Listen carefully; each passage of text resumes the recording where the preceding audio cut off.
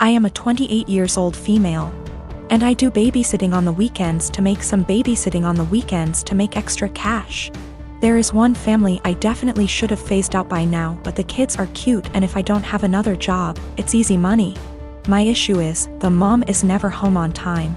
She used to not give me return times, but finally I started asking as it made it impossible to get anything done on the weekends. I'd go babysit so she could go to brunch, but she'd be gone from 11 a.m. to 7 p.m. My whole day was gone. After that, she'd start giving me times but never stick to them. She wouldn't even call to tell me, she'd just stay out. On Saturday, I got to her house at 6 and she was supposed to be home by 9. I told her she needed to be on time because I had plans to go out with friends. I was even getting ready at their house after I put the kids to bed. She promised. Of course, 9 o'clock rolls around and she's not home. I call her, no response. Text, no response. Another hour. Nothing. Still calling and texting. Finally, it is midnight. By this point, my plans are long ruined, but I'm pissed and exhausted. I call her and leave a voicemail saying if she's not home in the next hour, I'm considering the kids abandoned and calling the cops. I also text her this. I try calling her 30 minutes later and it goes to voicemail on the second ring. I text her again and she leaves me on read. If she had reached out saying, hey, I'm staying out until X time, I would have stayed. I don't know any of her family nor the father of the kids, so I can't call them. I gave her a grace period of 15 minutes and tried calling again, finally called the cops, non-emergency line. They showed up and I showed our agreement in text from earlier in the week confirming that she'd be home by 9. They tried contacting her, didn't answer. I was dismissed and they took the children to the police station. I go home and go to bed. I am awoken at 3 a.m. by a frantic call. It's her. Where are the kids? Why am I not here? I tell her I followed through on my threat, check the police station. She cursed me out, I hung up and went to bed. The next day, she sends me an essay saying the kid's father was called and there's a DCF investigation launched against her. She called me every name under the sun, but I didn't think I was wrong until I spoke to a friend with kids. She said I should have just waited it out and refused to ever sit for her again. She asked if her potentially losing her kids was worth me being petty. I am expecting my first daughter with my husband in September. I grew up in a moderately religious household with pretty strictly defined gender roles. As in, since I was a girl, I had chores around the house while my younger brother did not have to do anything. I don't talk to my parents for a variety of reasons, going on year 5 now, so they do not know I am pregnant. Both my aunts and grandparents were very supportive of me leaving my household and as such have been my main family. Being 6 months pregnant now, people have started to give gifts and I am very grateful for them. We have decided that we don't want our daughter to be surrounded by pink everything with only girl things. So we have made a conscious effort to include traditionally boy outfits and toys like dinosaurs and cars. We have told people that any gender items would be accepted, and if it's getting too much pink, we have gone out to balance a bit. Getting a green jacket or something. My younger aunt has taken great offense to this because boys are boys and girls are girls. And she is a very verbal and loud person and has let us know several times her opinions. She has 2 boys. At my baby shower, my older aunt gifted us a book called Goodnight Construction Site and a little stuffed truck. My younger aunt went on a tirade about how we are somehow making our daughter trans and not allowing her to be a girl. And she's a loud person, so of course her saying this was more like a yell. And in front of my very liberal in-laws who are very supportive of our choice. Pregnancy hormones took over and I grabbed the toy, gave it to my younger aunt and asked her what part of the penis was needed to operate this toy truck. She yelled that's not what she meant and left. The rest of the baby shower went fine, but it was a bit awkward after. Since then she has been blowing up Facebook where a bunch of people agree with her that I am making my daughter trans, and have been telling me that I was an asshole. The rest of my think what we are doing is fine, but that I shouldn't have handled it that way. I do not care if she ends up loving pink and unicorns etc., we will get her them then. I just was trying to balance out the sheer amount of pink items we were getting from friends and family.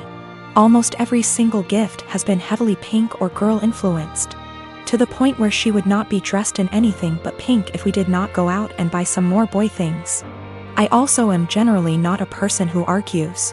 But I feel like a bit of an aholy because I intentionally said this as deadpan serious as I could and with the intent to embarrass her in front of our family members present. My delivery and question did have the intended effect and she went quite red before leaving.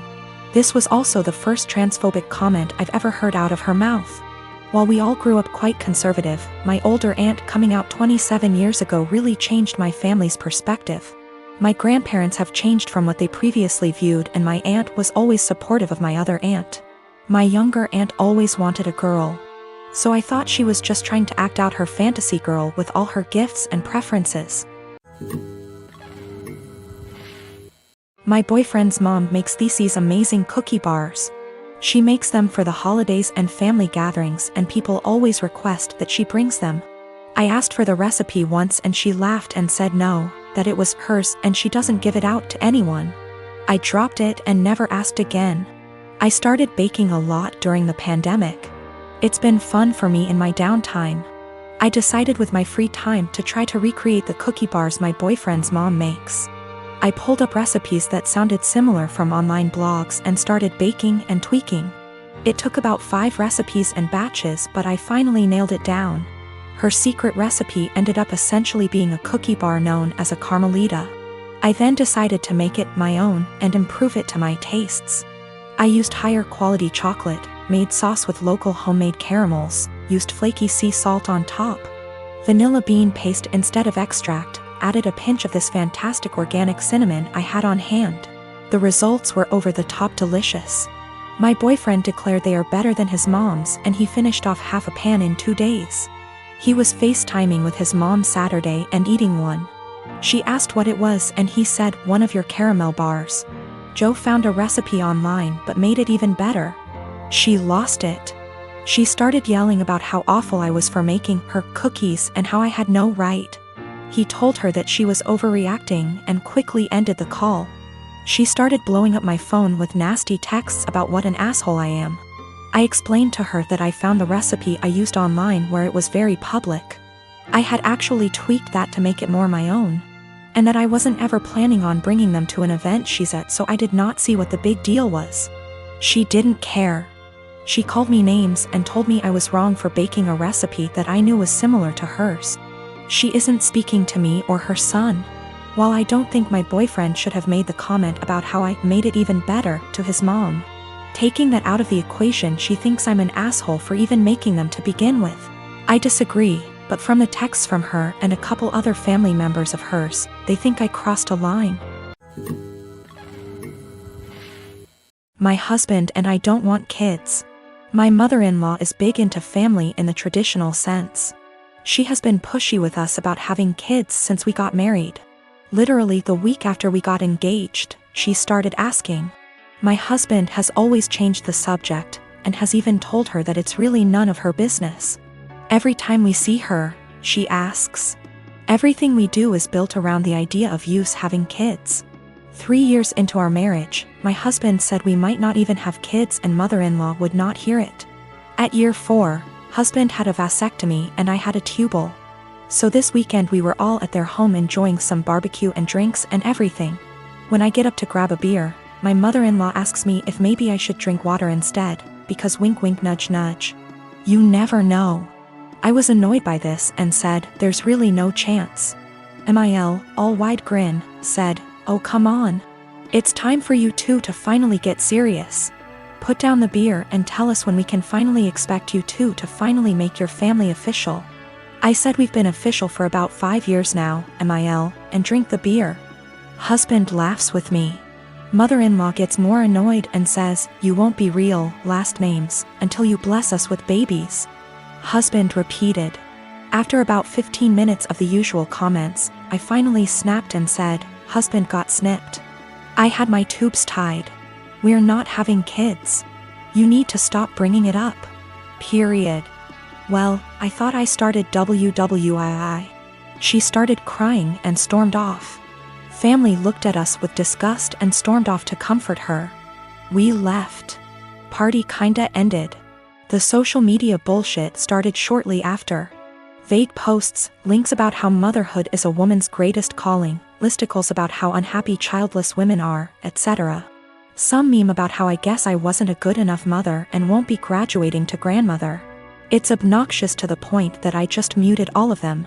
My mother-in-law finally called me this morning and told me that she was willing to put this all behind us if husband and I came over, and listened to her reasons that we really need to have kids. I told her no, that we are tired of her pushing this on us, and then she said, "You two aren't prepared to be real, last name S. I'd like a refund for what we paid for the wedding." It wasn't that much. It was like $400 for the rehearsal dinner. I hung up on her. When recounting this to my friends, a few of them said that I was the asshole here for dropping it like that. But I don't think she was ever going to drop it if I didn't finally make a serious, direct comment about it.